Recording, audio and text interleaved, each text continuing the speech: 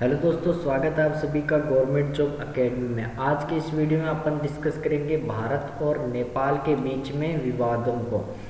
तो अपन इससे पहले भारत और Pakistan, Bharat versus Bangladesh, Bharat versus China के बारे में डिस्कस किया था। आज अपन डिस्कस करेंगे भारत और नेपाल के बारे में, और उसके बाद डिस्कस करेंगे भारत और म्यांमार के बारे में, उनके संबंधों के बारे में। तो चलिए स्टार्ट करते हैं। भारत की सीमा की लंबाई 1751 किलोमीटर। भारत और नेपाल की सीमा की लंबाई कितनी है? 1751 किलोमीटर है। इसे आप ऐसे याद कर 1751, इससे ऐसे याद कर सकते हो। तो 1751 किलोमीटर भारत और नेपाल सीमा की लंबाई।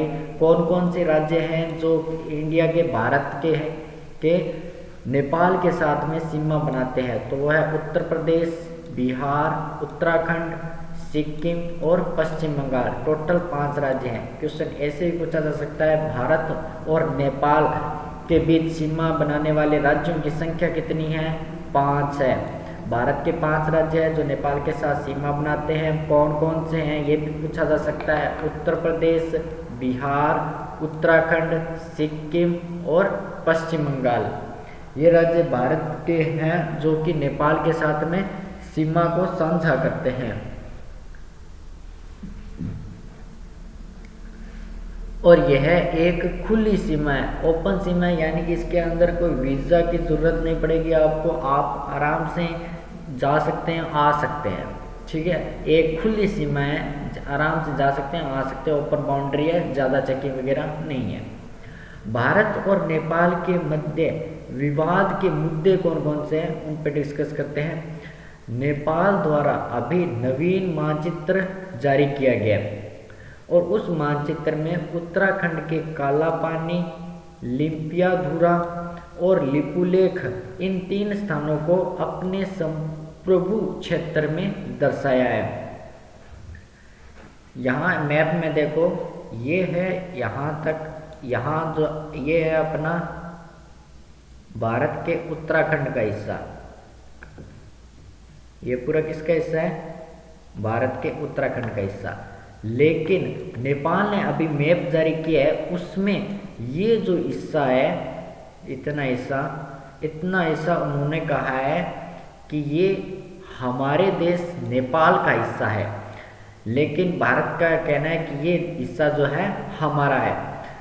तो नेपाल के अनुसार सुगोली की संधि 1816, यहाँ से अच्छा क्वेश्चन बन सकता है, सुगोली की संधि कब हुई? 1816 में हुई। किन किन के मध्य हुई? नेपाल और भारत के मध्य हुई।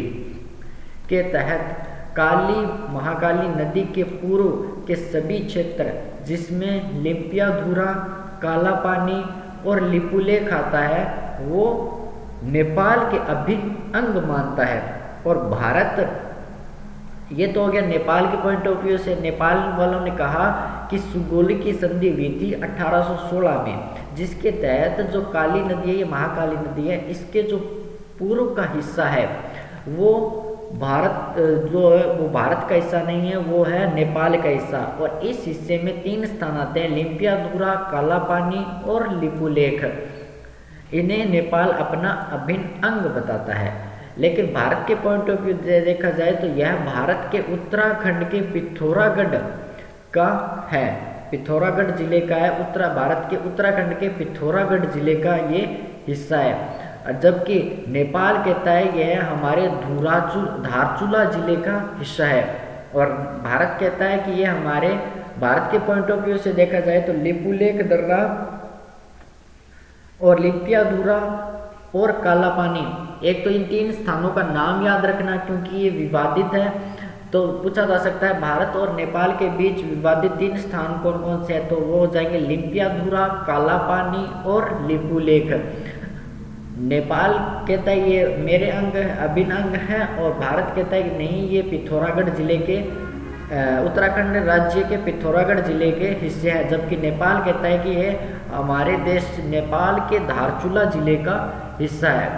तो ये हो गया भारत और नेपाल सीमा, जो भारत और नेपाल के मध्य संबंध है। अब अपन डिस्कस करेंगे भारत और म्यांमार के बीच में। भारत और म्यांमार के बीच में सीमा की लंबाई की बात करें तो 1643 किलोमीटर सीमा है, जिसे अपन ने पहले डिस्कस किया था। 4 राज्य भारत के म्यांमार के साथ में सीमा साझा करते हैं: अरुणाचल प्रदेश, मिजोरम, मणिपुर और नागालैंड। ये 4 राज्य अरुणाचल प्रदेश, मिजोरम, मणिपुर, नागालैंड म्यांमार के साथ में सीमा साझा करते हैं। यहाँ रहा म्यांमार, और यहाँ से आप म्यांमार की सीमा को पूरी तरह से नहीं देख पा रहे होंगे। इसमें पूरे राज्य को अपन मैप में नहीं दर्शा पा रहे हैं। यहाँ पर क्या आएगा, नागालैंड आ जाएगा। नागालैंड के बाद, नागालैंड से पहले क्या है, ऊपर अरुणाचल प्रदेश, उसके बाद नागालैंड, मिजोरम, मेघालय और ये 4 राज्य आ जाएंगे। और भौगोलिक या प्राकृतिक सीमा इसमें क्या है, अराकान योमा पर्वत है। अपन ने सेकंड क्लास में डिस्कस किया था अंतर्राष्ट्रीय सीमाओं के प्रकार, जिसमें अराकान योमा पर्वत, ये जो अराकान योमा पर्वत है, ये भारत और म्यांमार के बीच सीमा का निर्धारण करता है। इस पर्वत के पूर्व का जो हिस्सा है वो हो जाएगा म्यांमार का, और पश्चिम का हिस्सा हो जाएगा भारत का। तो इस प्रकार से अराकान योमा पर्वत एक प्राकृतिक सीमा बनाता है, जिसमें पूर्व का हिस्सा है म्यांमार का और पश्चिम का हिस्सा है भारत का। अब अराकान योमा पर्वत को पढ़ें तो ये क्या है, ये है हिमालय पर्वत का हिस्सा, जिसे भारत में कहा जाता है हिमालय पर्वत, नेपाल में कहा जाता है महाभारत पर्वत श्रृंखला, और जिसे म्यांमार में कहा जाता है अराकान योमा पर्वत। तो एक बात, ये क्वेश्चन भी बन सकता है कि हिमालय पर्वत को म्यांमार में क्या कहा जाता है, तो म्यांमार में कहा जाता है अराकान योमा पर्वत। और इसके बीच क्या विवाद है, प्रमुख विवाद रहते हैं आतंकवाद, मानव तस्करी तथा उग्रवाद का विवाद यहाँ पर बना रहता है इस एरिया में।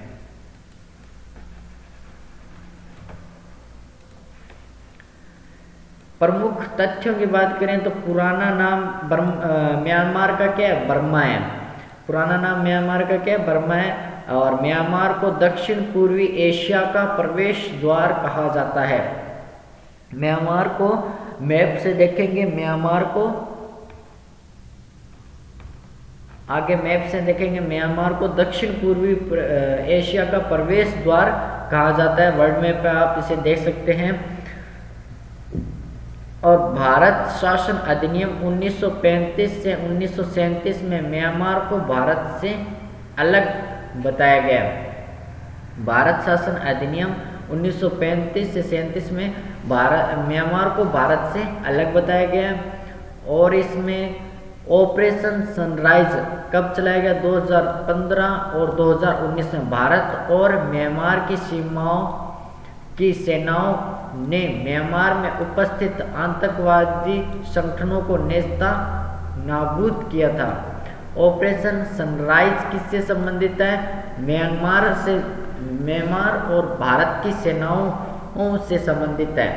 ऑपरेशन सनराइज किन्होंने चलाया था, भारत और म्यांमार की सेनाओं ने मिलकर चलाया था, जिसमें म्यांमार में उपस्थित सभी आतंकवादियों के संगठनों को नेस्ता नाबूद किया था। ऑपरेशन सनराइज कब चलाया था, एक 2015 में चलाया था, एक 2019 में चलाया था। ये बहुत अच्छा क्वेश्चन बन सकता है यहाँ से, ये बहुत इंपॉर्टेंट है कि ऑपरेशन सनराइज किन दो देशों के मध्य चलाया गया, भारत और म्यांमार की सेनाओं के मध्य चलाया गया। इस ऑपरेशन का उद्देश्य क्या था, तो इस ऑपरेशन का उद्देश्य था कि म्यांमार के अंदर जो उपस्थित आतंकवादी संगठन है उनको नेस्ता नाबूद करना। कब चलाया गया, 2015 और 2019 में चलाया गया। नेक्स्ट है कालादान प्रोजेक्ट। कोलकाता को म्यांमार के सितवे बंदरगाह से जोड़ता है कालादान प्रोजेक्ट। इस परियोजना से कोलकाता और मिजोरम के बीच दूरी लगभग 1800 किलोमीटर से घटकर 930 किलोमीटर रह जाती है। इसे आप समझते हैं, इसे अपन मैप से समझते हैं, उससे पहले देख लो कालादान प्रोजेक्ट किन दो देशों के मध्य है, भारत और म्यांमार के बीच है। कोलकाता को कालादान प्रोजेक्ट क्या करता है, कोलकाता को म्यांमार के सितवे बंदरगाह से जोड़ता है और इस परियोजना से कोलकाता और मिजोरम के बीच दूरी लगभग 1800 किलोमीटर से घटकर 930 किलोमीटर रह जाती है, यानी कि आधी दूरी रह जाती है। यहाँ आप मैप में देख सकते हैं, अगर भारत के ये जो राज्य है, यहाँ पर भारत का कौन सा जिला है, बांग्लादेश, यहाँ से पश्चिम बंगाल से अगर कोई, पश्चिम बंगाल में आपको पता है बंदरगाह स्थित है। अब पश्चिम बंगाल से अगर बर्मा को जाना है, म्यांमार को जाना है, तो पश्चिम बंगाल कोलकाता से अगर म्यांमार को जाना है तो वो ऊपर से बांग्लादेश के ऊपर से होता हुआ फिर अरुणाचल प्रदेश, नागालैंड, मिजोरम, उसके बाद अपन पहुंचेंगे, मिजोरम के बाद अपन पहुंचेंगे म्यांमार में। यहाँ से ऊपर से आते हुए ऐसे अरुणाचल प्रदेश, नागालैंड, मणिपुर, मिजोरम, उसके बाद पहुंचेंगे अपन म्यांमार में, जो म्यांमार के यहाँ पर बंदरगाह में। क्यों? क्योंकि बंदरगाह कहाँ पर आते हैं, कोस्टल एरिया में होते हैं। आप ऐसे बोलोगे सर यहाँ से तो हम ऐसे ही घुस सकते हैं म्यांमार में, यहाँ से ऐसे इतनी दूर पड़ेगा, तो नहीं, ऐसा नहीं है। अपने को कहाँ जाना है, अपने को जाना है म्यांमार के बंदरगाह तक। तो बंदरगाह तक पहुँचने का रास्ता इतना लंबा पड़ेगा, जो कितना पड़ेगा, 1800 किलोमीटर, 1800 किलोमीटर पड़ेगा। तो 1800 किलोमीटर की दूरी को घटाकर अपन इस रूट से जाए, इस रूट से अगर अपन समुद्र से होते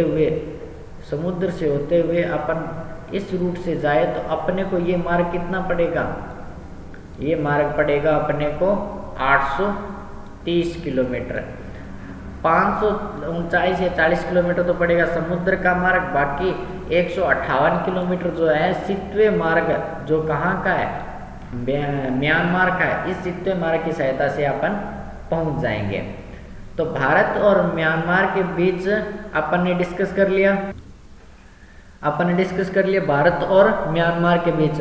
कालादान प्रोजेक्ट क्या है, कोलकाता को म्यांमार के सितवे मार्ग से जोड़ता है। और याद रखना ऑपरेशन सनराइज कब चलेगा, 2015 और 2019 में।